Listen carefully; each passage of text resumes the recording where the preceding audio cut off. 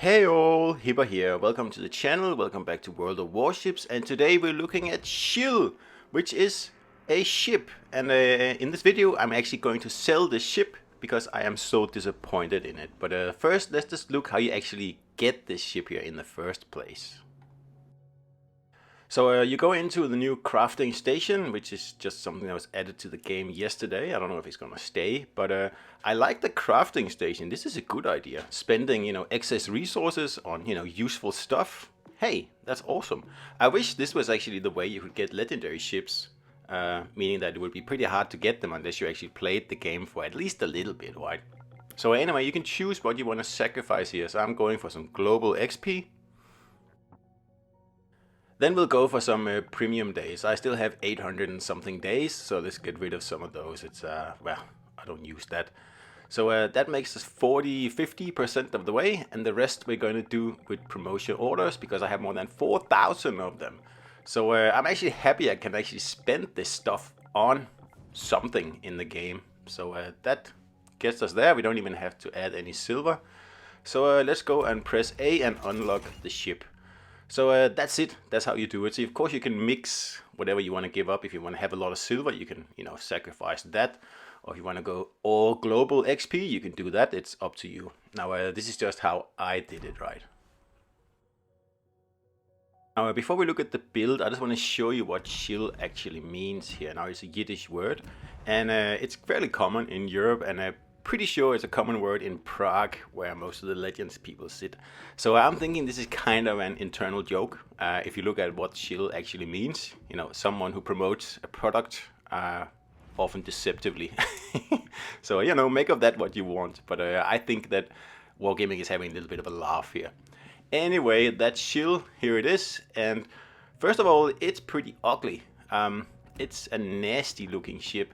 But let's see if it can redeem itself by adding some rudder modules onto it. So just going to put the two modules on. I just want to see how fast it is here when I'm actually doing my testing. Sonar, reload boost, and heal. Of course, we're going to have one more of those when we put our agile build on it. But I don't know. Not really too crazy about that, to be honest.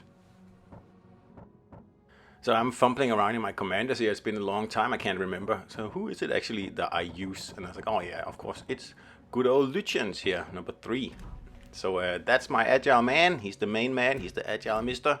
So we got him on the ship. And then now we have pretty much the full agility. So it's 37 knots and 2.7 rudder. That's not very good.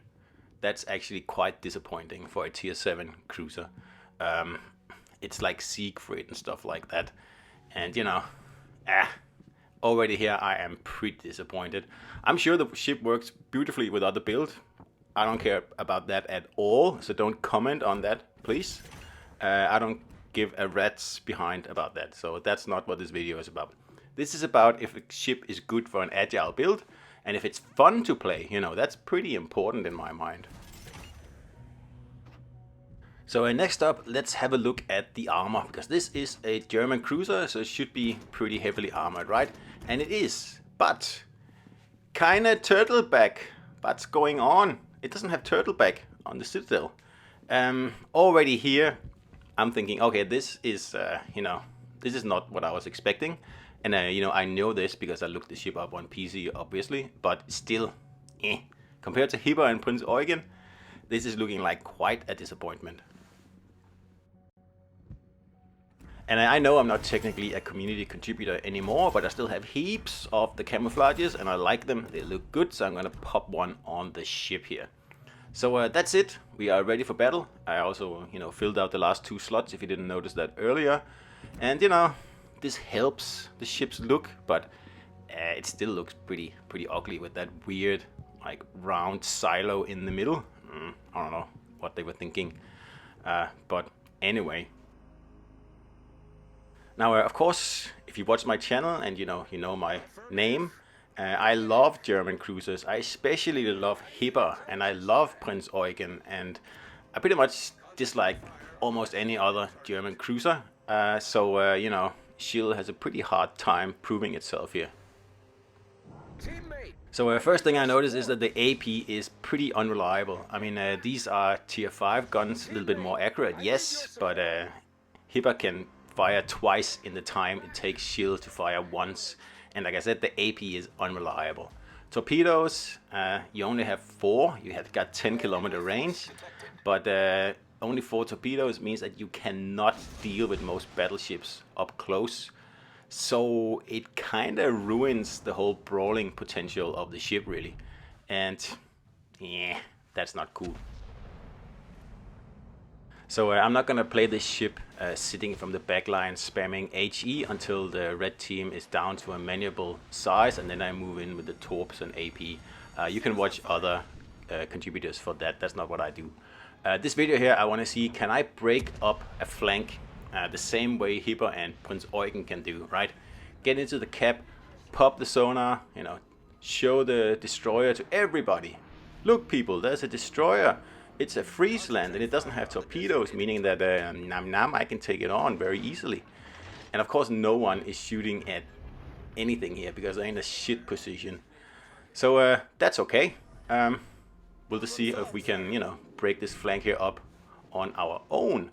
Because Hipper would not have an issue at all with this, because it's a York, it's a Friesland without torpedoes, and then there's an Iowa somewhere out in the on the horizon. That wouldn't be a problem. So this Schill here, it does struggle in brawls, because I've taken it into a lot of brawls, and it is not a Hipper, unfortunately. And like I said earlier, the guns are from Graf Spee at tier 5. They're slightly more accurate, which they are, yes, I'll grant the ship that. But in the end, these are tier 5 and tier 6 guns. This is tier 7, and I mean, honestly, they feel underpowered to me. And just not what I was expecting here, unfortunately. So anyway, as you see, we are quietly snaking our way from island to island here. Like typical Hipper fashion here. This is what Hipper does so well, right? And you know, yes, Schill is kinda agile, has less than 3-second rudder, but it is really not that amazing. This is actually one of the best AP shots I've ever gotten in this ship here. And you have to be close to make the AP really count. And compared to Hipper, it's a lot harder to get close in this ship here, because it's kind of slow, and the rudder is slow, and you don't have that many torps to defend yourself, and they also reload quite slowly. So, you know, am I displeased with the ship? Yes, from my point of view and my way of playing. Just keep that in mind, right? From my point of view and my way of playing, I am not satisfied with this ship here. I expected a lot more, especially for the price of it, which is like kind of, you know, ridiculous. You have to been playing the game for years to afford this ship here. And you know, that's fair enough. I have no problem with that, actually. I wish Wargaming did it a lot more. And actually, I wish they would adopt this approach for, you know, all legendary ships, for example, even tier 7, 8 as well. That way, I mean, getting your hands on a legendary would be pretty hard if you're not a player who's actually been playing the game for a long time. And you know, I'm not saying the same amount of resources here, right? But you know, spend 10 insignias, you know, 100,000 global XP, I don't know, like whatever the legendaries cost these days as well, and I don't know, 100 promotion orders.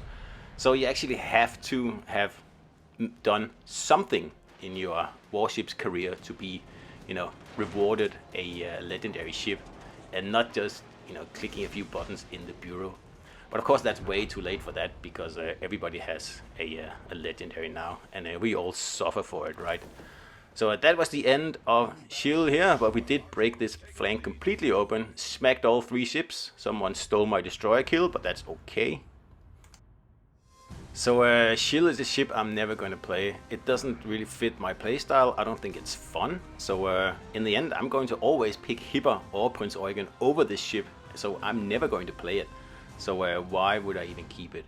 And then also, unless you are absolutely into the ship, don't waste the resources on it. I don't think it's worth it.